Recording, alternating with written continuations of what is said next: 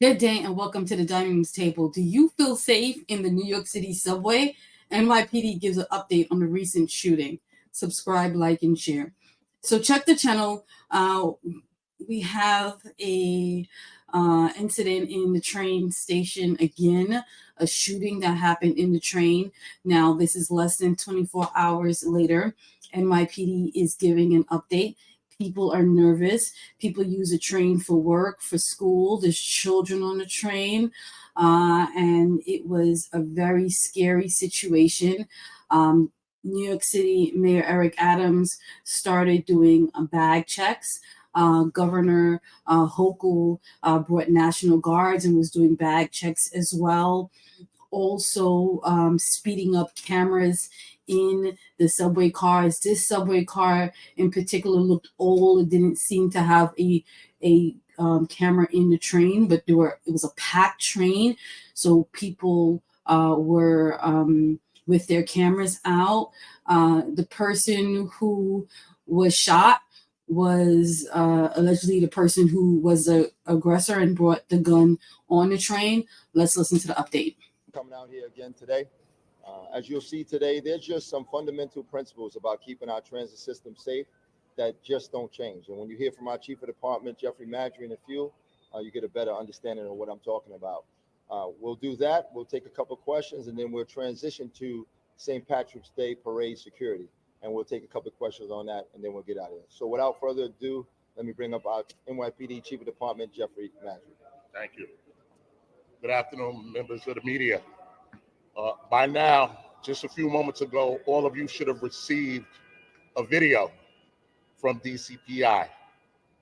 And what this video shows is that yesterday, on March 14th, 10 to 15 minutes prior to the terrible event that happened here at Hoyt and Skimmerhorn, a male entered the subway station on Nostrand Avenue. He did not pay his fare. He gets onto a Manhattan-bound A train, and he eventually gets into a dispute with another male. He eventually pulls a firearm out during that dispute, and ultimately he's disarmed and shot with his own gun. The reason why we wanted to bring this additional information to you, and again, this is not even a 24-hour-old incident. Evidence is still unfolding, but we wanted to really underscore the importance of when we keep our subway system safe. Not only does it require for members of the police department to be down there and members of the community to also help us out, because it was incredible what people from the community did yesterday. People who tried to intervene, people who actually recorded the incident, which gave us additional evidence that we needed to piece together questions that we had. But it's also important that the NYPD enforces quality of life. It's important that we enforce theft of service and people who are not paying the fare. Oftentimes we see people enter to the subway station looking to cause harm, and they never pay the fare. So this is why we stress to our officers, it's important to address theft of service.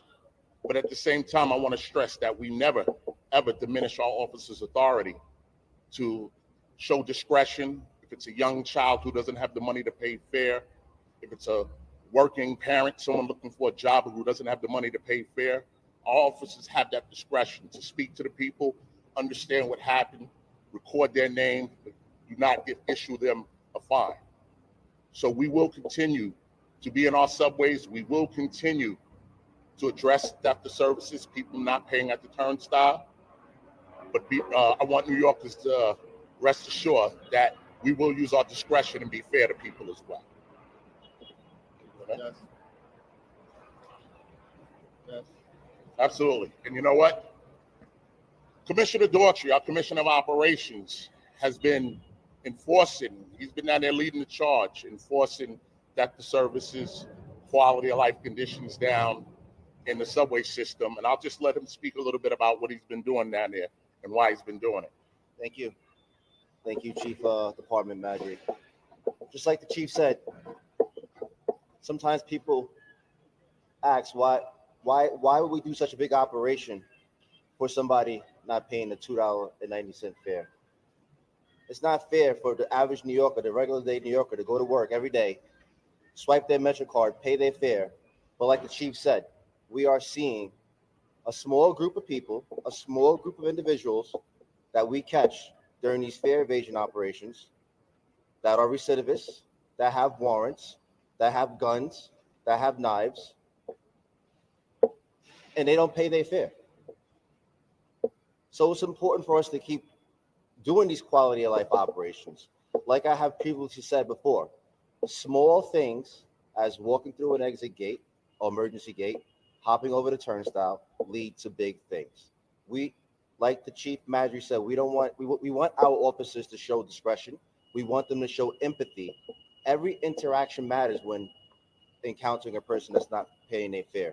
I personally observe officers from the transit district and the TRT teams while watching the operation. One juvenile hopped the gate. He was playing a basketball game, and he also went to study at the library. Those are the people that we show empathy to. People that carry guns, knives, that have warrants after we run their name for hopping the turnstile, guess what? They don't get no empathy. They get no compassion from us. They go to jail. So, Police Commissioner Caban, Chief Madry has also tasked me to look for new technology that we can implement down here in the transit system, which I'm currently doing. I'm searching the globe trying to find new technology that we can use down here to help keep New Yorkers safe. We all heard about what happened yesterday, but nobody's talking about the millions and thousands of people that got to their destination safe. So we let this one incident, and I know that it's going to leave a traumatic experience on the people that were affected by this. But also, there was people that got to their destination safely. So millions of people that got to their destination safely. And like the chief said,